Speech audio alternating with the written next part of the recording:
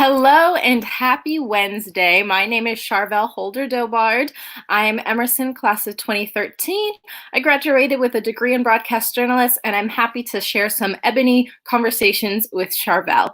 Today we have a beautiful spirit of a guest. I'm going to bring up Winifred Elam. She has lived so many lives. She's a performer, she's a public speaker, she's been on the East Coast, in New York, in Boston, and now she resides in Los Angeles, where she graces us with her wonderful spirit. So let's bring her on.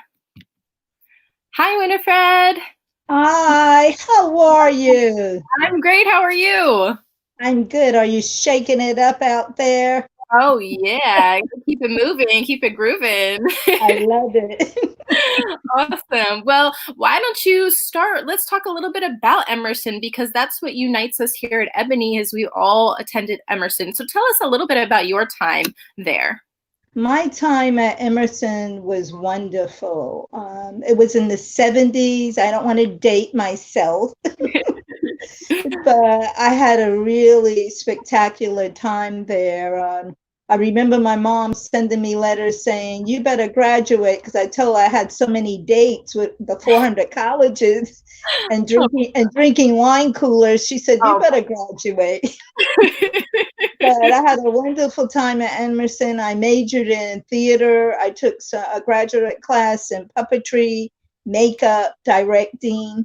Wow. It was such a different experience, a different era, a different time.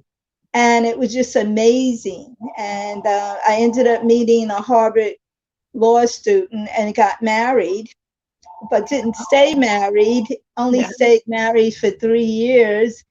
And after that, I just moved on with Now, everything in my life. is this the same marriage where you said he wanted you to be a specific way and you were like, I'm a free spirit? Yes, yes, that's Yeah. exactly right. Yeah. Yes, Yeah. yes. Well, Uh, good for you. so I enjoyed Emerson, and I've done so many things. And the one thing I have come up with, if you're not living your dream Mm. and you're just working jobs or whatever for a while, and and not doing what you should, when you something is in your heart, you should pursue it. I If love it's that. given to you spiritually, you need to pursue that. Yeah, I live my life the same way. Yeah, I totally agree. Really, Yeah, I anytime love it. if my intuition tells me it's time to move on, I move on. It's not serving me. It's not something I'm passionate about. Let's switch it up. And there's no reason Yes, why, we have one life. Let's do what we love. yes, you're on my page.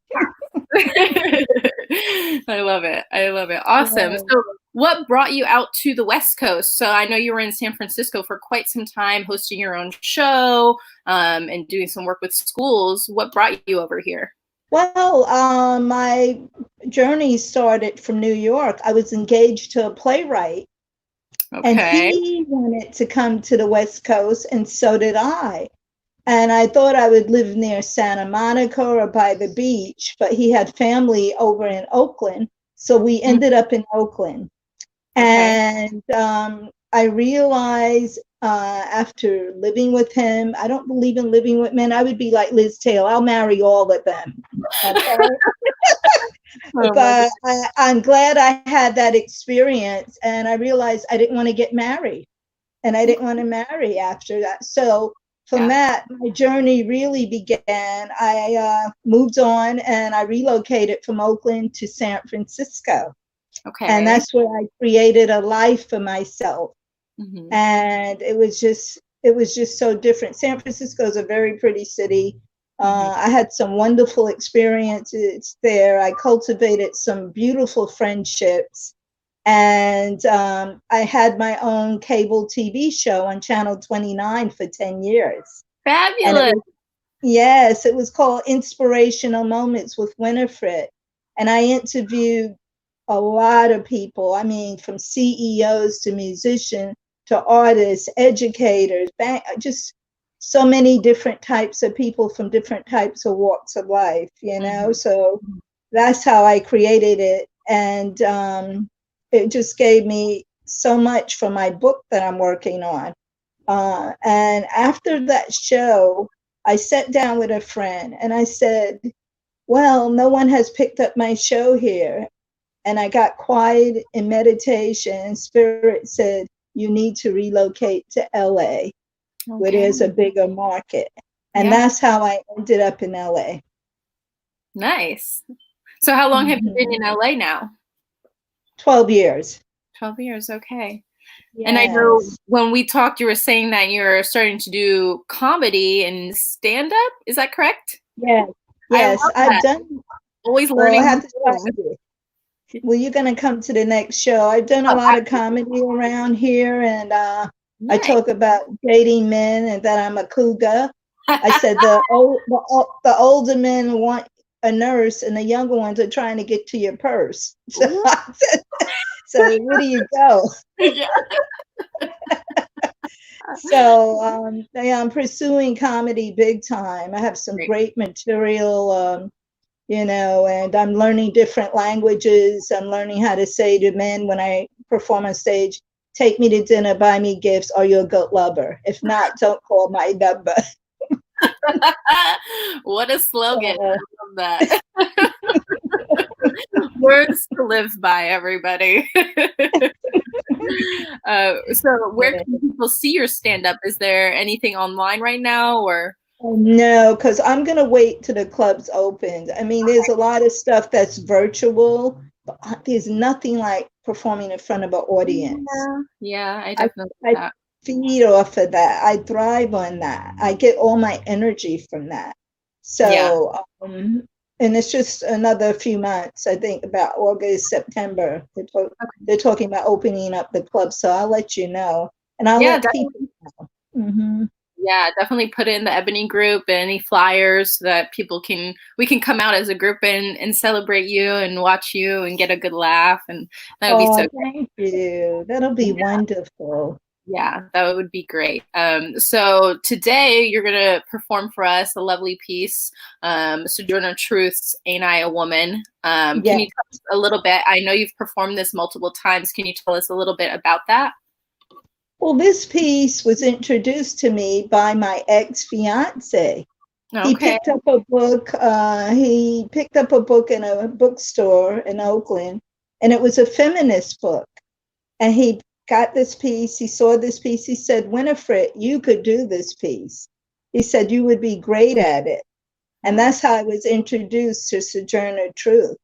Mhm. And I think about myself and how she actually faced, she grew up as a slave. She even faced injustices after that, where she actually had to give up her seat, similar to Rosa Parks, after she was a free woman, and Oh she wow. won her case in court. And I was thinking about her, and this movement is still going on with women. I Of mean, course. we still have it. We still have the movement, and it's a very strong piece, and I just love it. Every time I think about it, when I reenact this piece, I feel like I'm in that era and taking on her spirit. That's beautiful. Yeah, it's so great that you can kind of do that, channel her. It's so important that we, channel our ancestors and celebrate their Mhm. lives because they're a part of our story as much as our future generations. That's Um, right. that's amazing. For those who are just tuning in, I'm here, Charvel, talking with Winifred Elam. She's an Emerson alum, a professional public speaker, a performer, and so much more. Also, just the light of a room if you've ever been into a party where she's at. And we're talking a little bit before we go into her performance here today. She's going to do a piece by Sojourner Truth. So she's just talking about now how she channels Sojourner's energy and spirit, which is so beautiful. And I'm so excited to see it because with Juneteenth just a couple of days away, it's so important for us to celebrate the triumphs and the tribulations that Black people have been through in this country. Especially with all the Black Lives Matter, it seems like we're kind of at this pivotal point again in history. We need to do it again and again, but it seems like some good things are happening. I know I've been under a lot of anxiety. I don't know how you feel. You seem to be a spiritual person as well, but I feel the pressure, but I also feel positivity and I feel change is coming. Yeah. So that's what I'm feeling, and it feels good. How do you prepare yourself before you do pieces like this and other performances around wherever? I know you've performed at schools and obviously I'm sure you've done theater and things like that. How do you prepare? Pretty much cut off my connection with people and Hmm. go into a meditative state, get very quiet, drink water, just try to release anxiety. Like yourself, I have some anxiety. I Yeah. blow bubbles on my patio. That's cute. Nice. Drink some champagne. I've been doing online painting classes, Oh, fun. and I have some coloring books because I want to go to Europe next year. I got one with Paris and Italy. So I take the time and color, and then I release all that anxiety and then actually study the pieces that I need to do Hmm. and just get very quiet and take all the distraction away. So that's what I do for myself. Yeah, I like that. You have to get rid of the bad stuff, center yourself, Yeah, and absorb. That's a great for any right. performers who may be watching or who come on. That's a great tip. I love that. Um, so, without further ado, I'm gonna bow out and allow you to perform this piece. Are you ready? Yes. When do you come back on? After I? Yeah. So when you're done, I'll come back on for you. And Okay. we'll wrap up. If anybody has any questions after the performance, definitely write those in the comments and we'll go answer through all of them. And without further ado, Winifred.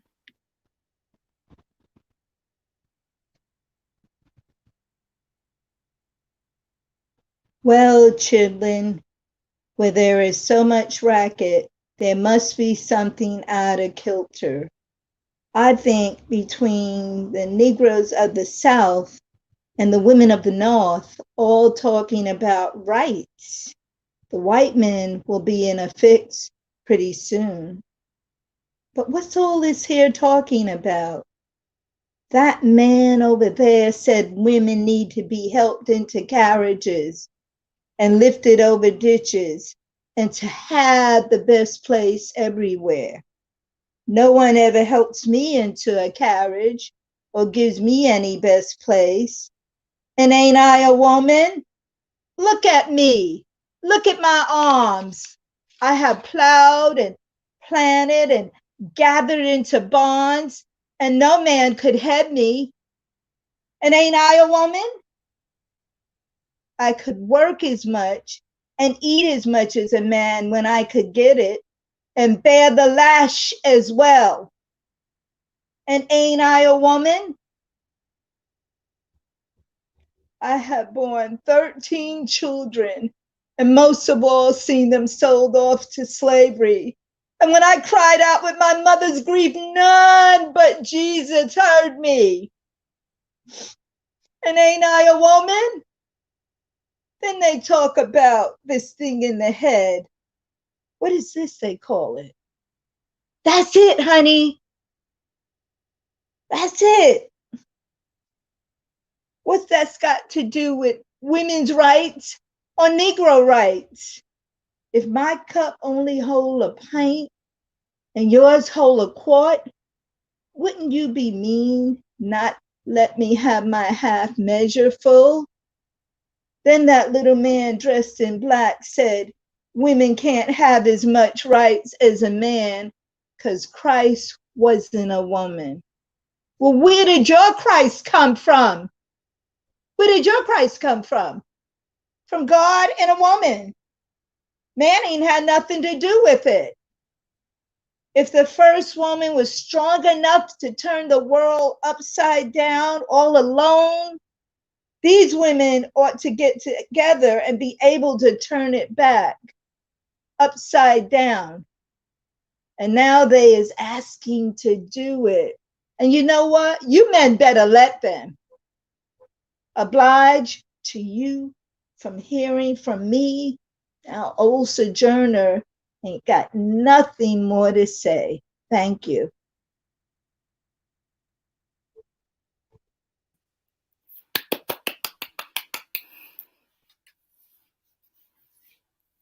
How does that feel? It felt great. Yeah. It was great. It was so wonderful. So many sentiments that are prominent right now. Wow. Thank you for that. So appreciate it. Thank you. Of course. How many times have you performed this piece? I know you. Probably about 20 times, Wow. maybe more than that. High Yeah. school, middle school, colleges, on TV. Mm-hmm. All over the place. Wow. Yes. Yeah. So great. So great for you to share that message. And saying that you have performed 20 times, are there other pieces that, have really struck a chord with you that you like to perform frequently? Yes, there are the pieces that I'm currently working on. Another piece is by Sojourner. Do you know what time it is? Oh, It's a okay. beautiful piece. And I'm working on that currently. And I'm working on some pieces of my own with other characters. I'm not working on a piece because eventually what I would like to do is have a one-woman show portraying Angela Davis, Zora Neale Hurston, Moms Mabley, Hmm. and that's what my goal is, to actually have something like that. I love that. I love that because there's such a conversation right now about how Black women have always supported the movement for everyone, but often get left behind. That's Or, right. so it's so important for you to tell not only Sojourner's story, but Angela Davis and Zora Neale Hurston. Like those are all pivotal stories to our collective story, and so I love that you're keeping them alive, with Yeah, this. So best of luck with putting the show together. Another one for us to put in the schedule for us to all come out and support. I'm so thank you excited for so that. Yeah, much. excited for that. So what advice do you have to young Black performers and artists coming up right now? How can they stay positive? How can they stay motivated right now?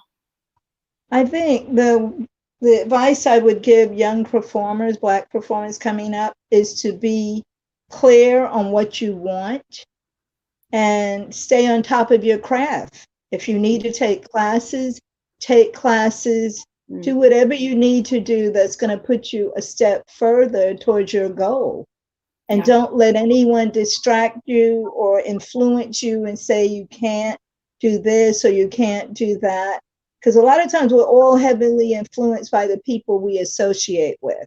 Mm, So be careful about who you allow in your circle, and try to be with people who are positive and doing things with their life. A lot of times we waste time with people. Everything's a learning lesson. We learn from everybody. Like Gandhi said, everyone is your teacher.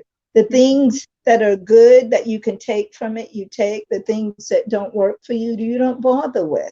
mm-hmm. So pursue your dreams. Because to me, one of my favorite quotes is, life is like ice cream. You got to enjoy it before it melts. It Yeah. goes really quickly. It goes quickly. So if you're sitting there and talking about it and not pursuing it, you're not doing yourself a service. You have to get out there and pursue it and find a way. And you'll know if something's put in your heart, that's what you're supposed to be doing. Yeah. How do you think Sojourner can inspire us today? Because I think Sojourner can inspire us because she was all in favor of the women's movement. Hmm. And when she said Negro rights and women's rights, she was concerned. She wanted to see during that time Black women represented because they were left out, like what you said. They Yeah. weren't even in the picture. So Right. that's why she started that whole movement, Hmm. really to include us. So she was an amazing woman. She Yeah. was just amazing. And when I think about her, I think about how all of that has made a difference right now. I think about that we have now 7 Black women as mayors in all these cities, Mhm. major cities, Chicago, DC, Atlanta. So I think her spirit and what she did has made an impact to take us where we're at today, how we have evolved so much. Right. Right. So much of what Black women are able to do today was her wildest dreams. And I think Yes, that, it's takes baby steps, but you have to take those steps. You have to put one leg in front of the other, no matter how hard or how impossible that's it may right. seem, because the change will come, and the movement is always moving forward as long as you keep stepping. Um, That's so true. yeah, great sentiment.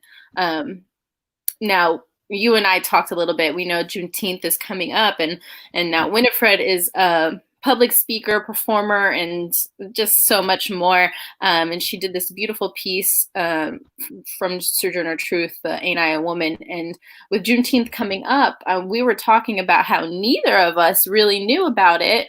Growing up on, well, both of us growing up on the East Coast, but obviously Yeah, different generation. But it's just so interesting that something so important, the abolition of slavery, could that's right. go under the radar really for so many people and not celebrated. And so many people now are advocating for it to become a national holiday. What do you think about that? I think it should. I think it's very important because I read up on the history of Juneteenth, and I actually read that the Union General Gordon Granger had led thousands of troops to Galveston, Texas, and Mm-hmm. that's when all of this happened to release these slaves, and it became a Freedom Day, Jubilee, freedom, Mm-hmm. commemorating all this. I think they should put it on the calendar.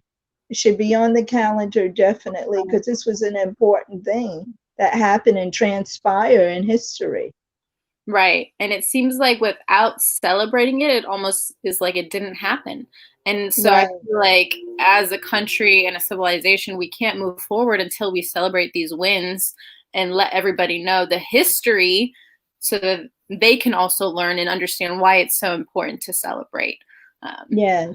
it's And like, people should read up on it oh, because like yeah, you and I came from the East Coast. There, I never heard of Juneteenth in school. Nobody yeah. never spoke about it in New York. Yeah, So yeah, and I was in Connecticut, and then I think I might have heard about it in Boston for the first time as an Ebony member. But yeah, definitely, I feel like the popularity, or maybe just the awareness of it, and other people in my circle knowing about it has increased definitely, um, right. which is beautiful, and I love that, and I'll It tell is everybody beautiful. about it. Um, so yeah, so it's so important. Um, and I want to talk a little bit about your career because you've kind of had your hand in so many different cookie jars, and I feel like you're always adapting and following your heart, which is so important. I know we were talking about earlier in the broadcast, it's like, do what makes you happy, do what you love, do what you're passionate about. Can you talk a little bit about a moment where you were stuck in something that didn't feel like it was serving you and you weren't in love with, and kind of how you got out of that situation? To be honest with you, I felt that way about a lot of the jobs that I worked. Mhm. I worked on Wall Street, Wow. and I was for Merrill Lynch. I was put in a car every night with two other young men that I worked with, worked in mutual funds, share builders. But I wasn't, my spirit wasn't filled. It didn't do anything. So what? You can make money, and money isn't everything. It's great. It gives you a whole lot of options. But if you're not working at what really drives you and Mhm. gives you passion, I mean, what's the sense? So I've done a lot of that. There were a lot of situations where I felt that way. I said, you know what? You got one life. You're not coming back here. Not as far as I know. If I do, I'll tell you about it. but but I said, I can't do this. And one day I remember being at a job, I wasn't happy, and I just quit. I had no savings and no money, and I quit. Wow. Wow. And other stuff came through for me.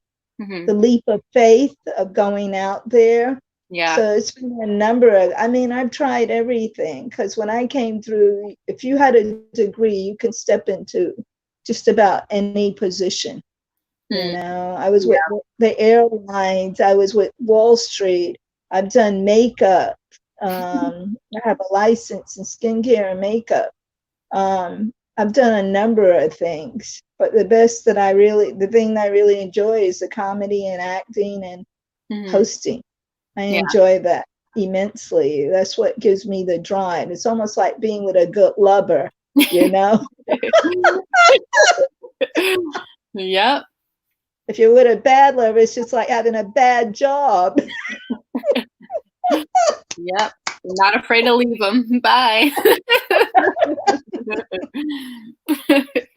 So, Love that. so there were a number of times I've been in those positions where I wasn't happy. And I said, when you have to do something, you have to come up with another plan, have to have a different strategy. If this one isn't working, then Mm, you have to come up with something different, like the A and B and C plan, you right. know? So we have to do that Yeah. sometimes. You Yeah. know, And I think it's go hard ahead. for a lot of us because money is such a huge factor. We're such Yeah. well, especially a lot of us have student loan debt, and LA Yeah. not a cheap place, or maybe people are in New York or Boston. These are not cheap cities. It's like, how do you make sure you're ready for that leap? Do you feel like you need to just do it and trust, or do you think you need to be very strategic with that? I think I have to be strategic. One thing my mom said to me when she used to write me letters, she's passed on. She said, please don't move nowhere again with just $500. So I think I better be strategic, Yeah. Charbel. I Yeah, let's go on be a safe. whim like that, you know? Yeah, Uh-huh. yeah, definitely. Like you were saying, have a plan A, B, and C. Yes. Um, yeah, definitely, I agree. Um, let's go back a little bit because you talked about your show, but we kind of glazed over it. You had your remind me again, your show in San Francisco. The name was Inspirational moments with Winifred. Inspirational Moments with Winifred. Now, tell us a little Yeah. bit. What was that experience like? How did you get the show? Who did you interview? Well, what happened is I co-host another show called Shots Blackwell with a woman named Kathleen Wells. She was really dynamic. And she Hmm. said, when you have the gift for gab and you're great with people, why don't you consider getting your own show? And I went to the studio and I signed up and took a couple of workshops. And I ended up with an hour show every Saturday, Wow. 11:30 to 12:30. And I had some amazing people that I connected with, people that supported me. I mean, I had pro bono hair. Someone did my hair from salons. I had a I had Yeah. a limo a couple of times.